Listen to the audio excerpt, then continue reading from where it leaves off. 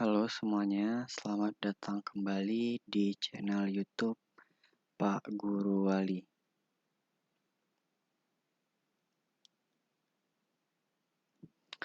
Pada hari ini kita akan membahas tentang dua kelompok honorer yang akan menjadi prioritas di P3K di tahun 2022.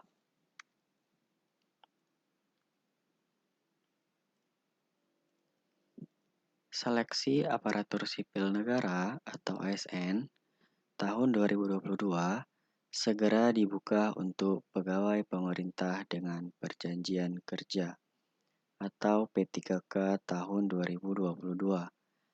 Pada tahun 2022 ini, Badan Kepegawaian Negara atau BKN mengatakan bahwa hanya akan fokus pada pengangkatan P3K di tahun 2022.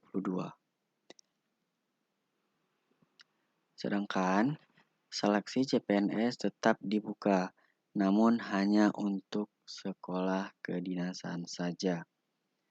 Nah, untuk CPNS tetap akan dibuka, tapi hanya untuk sekolah kedinasan saja. CPNS tetap dibuka, namun hanya untuk sekolah kedinasan saja. Nah, kemudian ada dua kelompok yang menjadi prioritas dalam seleksi P3K tahun 2022 ini. Nah, siapa saja? Apakah Anda termasuk? Kita lihat sama-sama ya Bapak Ibu ya. Kepala BKN, Bima Haria Wibisana, menyebutkan bahwa guru honorer dan tenaga kesehatan non-ASN menjadi fokus saat ini dalam seleksi P3K di tahun 2022. Adapun tenaga kesehatan yang bisa mengikuti seleksi P3K yaitu perawat. Saya tandain. Di sini ada perawat, ada bidan, ada dokter, serta tenaga penyuluh.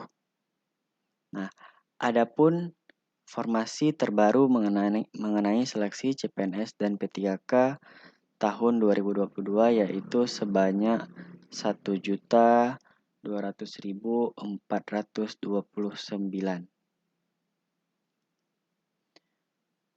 Untuk nomor yang pertama yaitu pusat sebanyak 95.324 yang terdiri dari guru 50.000, kemudian dosen 15.000. Nomor 3 ada nakes sebanyak 7.000, kemudian jabatan teknis sebanyak 23.324. Yang kedua ada daerah sebanyak 1.054.276 yang terdiri dari guru 758.018. Kemudian nomor 2 ada nakes sebanyak 255.249.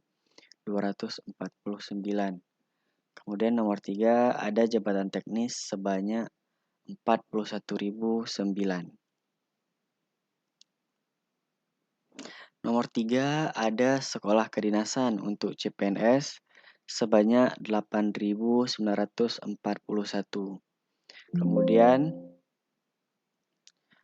Kemudian ada Papua dan Papua Barat sebanyak 41.888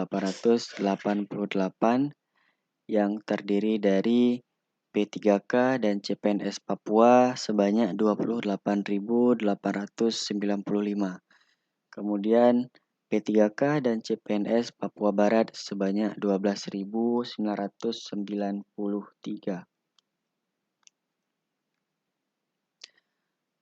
Guru honorer dan juga tenaga kesehatan yang bisa diangkat P3K tahun 2022 harus memenuhi syarat di bawah ini. Berdasarkan Permen Pan RB nomor 20 tahun 2022, ada beberapa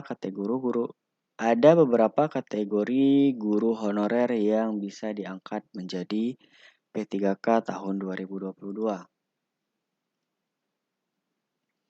Yang pertama, yaitu ada pelamar prioritas. Terdiri dari guru THK2 lulus passing grade atau PG, kemudian guru negeri lulus passing grade, yang ketiga guru swasta lulus passing grade, yang keempat lulusan PPG yang lulus passing grade, yang kelima ada guru THK2, yang keenam guru THK2 belum lulus PG, kemudian guru non-ASN negeri yang terdaftar di Dapodik lebih dari 3 tahun dan belum mengikuti seleksi P3K tahun 2021. Kemudian lanjutkan dengan guru non-ASN negeri yang terdaftar di Dapodik lebih dari 3 tahun akan tetapi belum lulus passing grade pada P3K tahun 2021.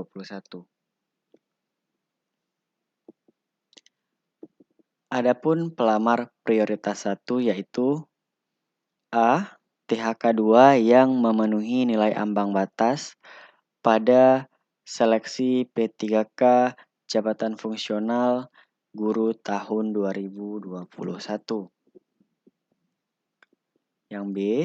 Guru non-ASN yang memenuhi nilai ambang batas pada seleksi P3K jabatan fungsional guru tahun 2021.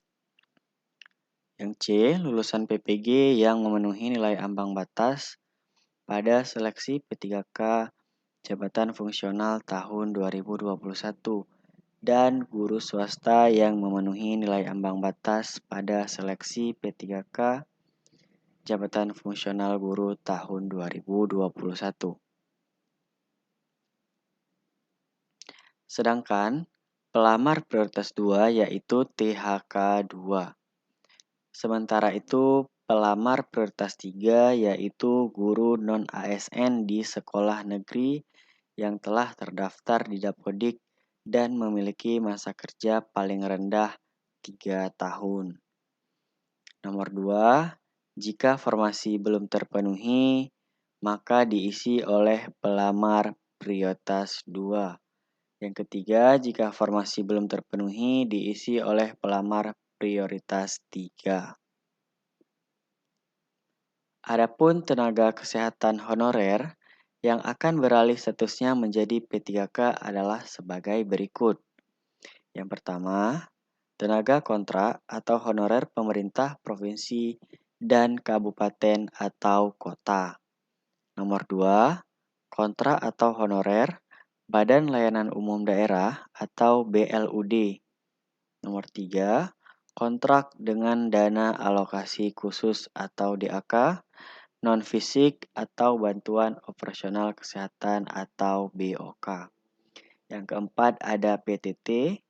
Yang kelima, serta sukarelawan yang bekerja pada fasilitas kesehatan milik pemerintah, provinsi dan kabupaten atau kota yang selama ini didayagunakan untuk mengisi dan memenuhi kebutuhan pelayanan kesehatan di daerah. Bagi tenaga kesehatan non-ASN, perlu diperhatikan ada kriteria khusus yang akan diprioritaskan untuk formasi P3K tahun 2022. Yang pertama, termasuk dalam 30 jenis jabatan fungsional kesehatan sesuai Peraturan Presiden Nomor 38 Tahun 2020 tentang jenis jabatan yang dapat diisi oleh pegawai pemerintah dengan perjanjian kerja. Nomor 2, bekerja pada fasilitas kesehatan milik pemerintah, provinsi, dan kabupaten atau kota dengan status non-ASN. Nomor 3, latar belakang pendidikan minimal D3 kesehatan. Nomor 4, sudah terdata dalam SIS DMK per 1 April 2022. Kemudian, memiliki surat tanda registrasi atau STR aktif untuk jenis jabatan fungsional kesehatan sesuai ketentuan dalam Keputusan Menteri PAN-RB nomor 980 tahun 2021 dan surat izin praktik atau SIP untuk yang bekerja di Fasyankes. Kemudian diusulkan oleh pemerintah provinsi dan kabupaten atau kota. Nah, itulah dua kelompok prioritas dalam seleksi P3K dan syarat yang harus dipenuhi. Terima kasih bagi Bapak Ibu yang telah menonton video ini.